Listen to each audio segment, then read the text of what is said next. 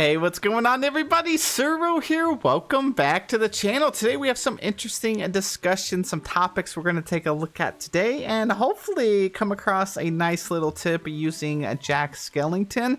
We're of course going to figure out all of this using Reddit. If you guys do enjoy this video or any of my content, hit that like button down below, subscribe to the channel, and let's jump right into it. But first, we gotta check out Scrooge's shop, see if we get anything. Oh my gosh, let's go! I was wanting this so dang bad. Oh, we also got this, okay. Yes, the Mickey lamppost. Traditional, quirky, and outdoors. It's very cheap, wow, 408. I wanted this so bad, I'm so happy I got it. And I'm gonna pick this up. I thought I already had it. Oswald the Lucky Rabbit, elegant piano bench. Let's see if we get any other cool items. Nope. I think I just saw the bridge, but I already have the bridge.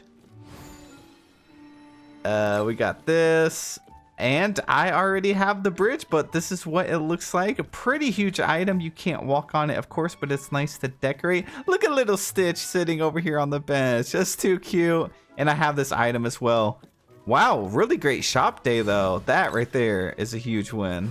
Alrighty, so Dream Dragon Gina said, PSA, I just discovered something about Jack Skellington's animation and how it's useful for dream snaps. I just discovered the secret today. I have no idea if it's common knowledge or not, but I discovered it last night and can confirm it today when making my dream snaps. Either this is a bug or it's intentional, I have no clue, but it's really useful. Jack Skellington has an idol animation where he holds up a present and it explodes into confetti. When he was doing this animation, all the other villagers suddenly turned towards him as if they're watching it. I just placed Jack behind the camera, and when he did the animation, they all turned to face the front and posed as if it was for a photo. It blew my mind. It also gave me better poses for my villagers. Use this to your heart's content. I hope it helps you all make better dream snaps. All right, I'm gonna go test this out and see how easy it actually works for me. Alrighty, so I have a few characters trapped in here in a pretty smallish space with Jack. We're gonna wait and see if he does his animation, if all of them actually turn and stare at him and what happens. So he should do his animation pretty soon. He actually does it quite often. Okay, there he goes. They are all staring at him right now. They're all facing him. Oh, wow. And then let's see, in a second, are they going to get locked up or start going their own way? They just like, yeah, they all gave him like a, what the heck, bro? Look at Anna. She's too cute. And they're still facing him. Okay, so I am back. And then after the clips that you just saw, I ended up doing more testing and stuff. So it is possible. It does help and it can work. But it's very situational. Sometimes it works very smoothly. Sometimes it doesn't. But the key thing on this is this right here. So they said it blew my mind. It also gave me better poses for all of my villagers. So you kind of have some exclusive poses. As you saw with Anna, she like puts her hands out and like shakes her head and stuff and is like, what the heck, bro? That right there is a pose that not many people know or have seen. And it's like exclusive to Jack's animation. So if you have the time and you can focus to get it to work, it's going to be great. Now, what other poses do other characters do when they're reacting to Jack's animation? I don't know. I'd have to go through all of them, and maybe I will. Maybe I'll make a video on all of it. And if you guys are interested in that, let me know in the comment section below, and maybe we'll just make a very long video of every single villager reacting. But this is actually really cool. So it's a cool secret. And I think I knew that the villagers kind of stop and react, but I never really thought in my brain that it could be used for dream snaps. So huge shout out to Dream Dragon Gina for this. It's a very great tip. All right, here we go. We got Syllabine here that says, I know a lot of people have probably ranted about this, but why do moonstones have to be so expensive? Now, this is one of those things I agree.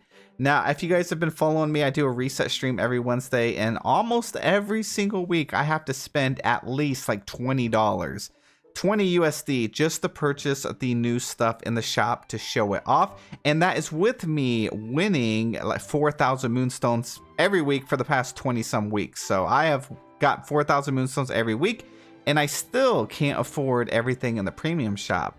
So my issue is, well, it is expensive, but at the same time, I don't think they give us enough moonstones at all.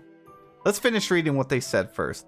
They said, I don't mind spending money on in-game purchases because I do it on Neopets, but it's so insane that just to get the 4 items I want, I have to spend $50, especially with how often the shop item changes. I wish they'd make it more affordable for paycheck to paycheck players. So yeah, this is something I completely agree with. Now, there's always going to be the argument of you don't have to purchase everything in the shop, which is true. You know, this is how they fund the game. But to me, it's mainly about how many moonstones you actually end up getting for the price. So $50, I don't know, it won't, not for everybody, but for me, $50 is a lot of money. So only getting 14,000 moonstones, which would probably get me through about 2 resets, right? If I purchase everything in the shop. So that could be $50 to $100 per month just to buy the new items that are up here. So for example, this past week, I purchased this. I spent $50. I got 14,500 moonstones. I then ended up getting 4K on my Dream Snap, which took me up to about 19,000. So then I bought this one, and I already had this, and then this item here. So I just bought these 3. So going from 19,000 took me down to 13,000. And again, had I had to purchase a 4th item, which there's usually 4 new items, it would be even less. So that would get me through maybe another reset. For $50 for 2 weeks, 2 to 3 weeks is kind of crazy to me. It's almost to the point where you would wish that they would just make the game a subscription. $10 a month, $20 a month, and then you got all premium shop items for that month. It would definitely be cheaper than spending this amount of money. You definitely have to just pick and choose. And the other side of the argument is, yeah, not everything, you don't have to like purchase every single thing in the game, but at the same time, that's about the only new content we're getting, you know, month to month or week to week.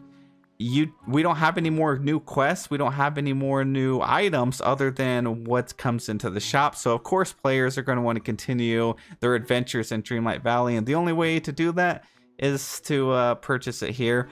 So yeah, spending money is one thing, and I wouldn't mind doing so much as long as they increased how many moonstones we actually get. For me, again, like I said, $50 is a lot. This should be double. I think this should be 30,000 moonstones.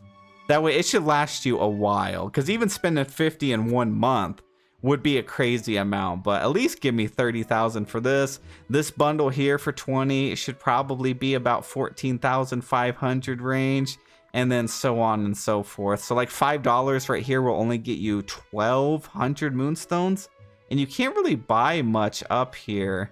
Maybe this costume here, but you definitely would not be able, you'd have to spend like almost $20 just for this one barn, which is 3,750. So it is pretty crazy. And for that, you'd have to spend almost the $20 pack, but it's more close to what, $15 or $16. Kind of crazy to me for one item. And that brings us to our next topic by Natural Kitchen here. They said selective spending. So I used to spend way more money in the premium shop than I should, like actual money. I had this intense FOMO, which is fear of missing out. If I couldn't get something out of the premium shop, even though I know stuff cycles back through all the time and I'll have another chance to get the item, but I was buying a moonstone pack a week, even if it was just a $5 one. Recently, I've stopped doing that. I save my moonstones and pass up on items I want to get hold of for something better, and I've been enjoying the game way more now. I put this weird pressure on myself to get everything, even if it wasn't something I really wanted. I guess because I usually like to complete a game, like do all the side quests, find all the items, etc. DLV just isn't a game where that's possible. There's simply too much to do and too many items to collect, and that's not a bad thing. So I think they summed it up really well. You know, sometimes we see other people or just ourselves that want all these items, or maybe you're watching a content creator that's purchasing all of them and it makes you want to get it. But I could say if I wasn't a content creator, I personally would not be purchasing every single item, like stuff I know. Like this item right here, while it looks cool, it doesn't really light up or anything. To me, would I actually reach into my wallet and spend like $5 or however much this is to buy this one single furniture item? Probably not. Now, obviously, I purchase every single item in the game because I want to be able to show you guys what each item does and see if it's actually worth it for you to spend your money. You know, you guys, by just watching my content and stuff, obviously helps out the channel. So I like to reinvest back into the channel and back into the community. And that is why I purchase everything. But definitely only pick and choose what you absolutely want, because you want to start saving your moonstones. And it's clear that DLV has become a very premium shop focused game. So it's not something you want to like constantly pour your money into. It's just going to be too hard to keep up. Like realistically, it's going to be way too hard to just keep up. Otherwise, you're going to be dumping tons of money into the game. So that's kind of where I'm at. I also think a lot of people will feel a lot better if they just pick what they want, because some of this stuff just really isn't worth it in my opinion. Now, the last topic we're going to take a look at is Remy. Remy cannot stay out of the spotlight this past couple weeks with his new, like, Remy dashing service. And this person put, why can't I use this inside? So I take a closer look, and it's the Remy side table. It's outdoor only.